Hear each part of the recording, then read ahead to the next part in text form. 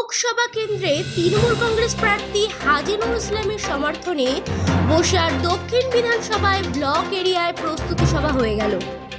মধ্যমপুরের গোলপুকুর পাহাড়ে এদিন প্রস্তুতি সভাতে উপস্থিত ছিলেন প্রার্থী হাজি নুরুল ইসলাম সহ রাজ্যের বিশিষ্ট মন্ত্রী এবং বসিরহাট লোকসভার দায়িত্বপ্রাপ্ত সুজিত বসু, বসিরহাট জেলা তৃণমূল কংগ্রেসের চেয়ারম্যান সরোজ ব্যানার্জি সহ বসিরহাট দক্ষিণের বিধায়ক ডাক্তার সপ্তর্ষি ব্যানার্জি এবং জেলা পরিষদের কর্মদক্ষ শাহানুর মণ্ডল, যার নেতৃত্বে এই মিটিং আয়োজিত হয়।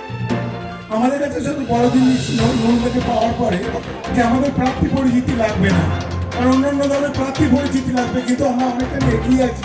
এই জন্যই যে 2009 সালে নুরুল এখানকার এমপি হয়েছিলেন এবং তার কাজকর্ম দেখেছিলাম। আমার কাজের প্রতি আস্থা আছে, বিশ্বাস আছে, মানুষের পাশে থাকার যে চেষ্টা বা মানুষের পাশে থাকার জন্য যে পরিকল্পনা লাগেছিল নুরুলের মধ্যে আছে।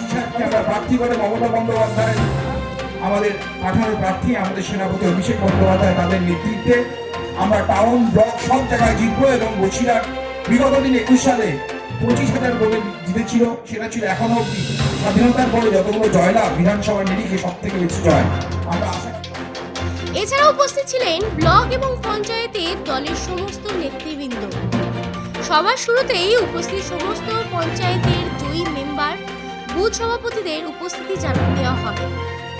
মন্ত্রী সুজিত বসু তার বক্তব্যে বলেন, একমাত্র মমতা বন্দ্যোপাধ্যায় যিনি সারা দেশব্যাপী মোদী সরকারের জনবিরোধী নীতির বিরুদ্ধে প্রতিবাদ করেছেন।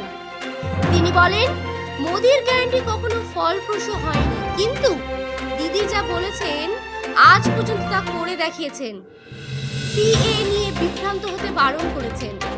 আমরা সবাই ভোট দিয়ে প্রধানমন্ত্রী, মুখ্যমন্ত্রী নির্বাচন করি বা করেছি, তাহলে নতুন করে নাগরিকত্ব আইন কেন? বাংলায় যদি না থাকে, একমাত্র মহিলা যিনি লড়াই করছেন, সংগ্রাম করছেন, যিনি মানুষের জন্য কথা বলছেন, আর তো দেশের অনেক নেতা আছে, কারণ মনে এমনি কথা বলতে দেখেছেন? বাকি তো দেশের অনেক লিডার আছে। দিদি বলে, তার কারণ দিদি ওই জন্য বলছে মোদির গ্যারেন্টি না, দিদির গ্যারেন্টি। দিদির গ্যারেন্টি যেটা বলে দিদি সেটা করে, মোদি যেটা বলে সেটা মোদি করে না। মোদি নির্বাচনের জন্য এসব কথা বলতে থাকে। এখন বলছে আবার সিএ চালু।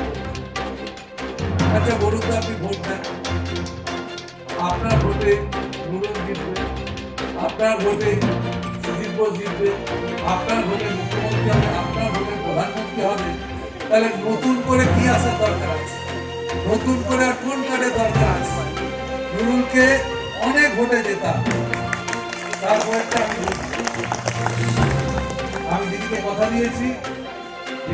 হাজি নুরুল ইসলামকে নিয়ে সবার উচ্ছ্বাস ছিল চোখে পড়ার মতো। মন্ত্রী সুজিত বসু বক্তব্য রাখাকালীন প্রবল বৃষ্টি আসে, কিন্তু সবাই বৃষ্টি উপেক্ষা করে মন্ত্রীর বক্তব্য শোনেন।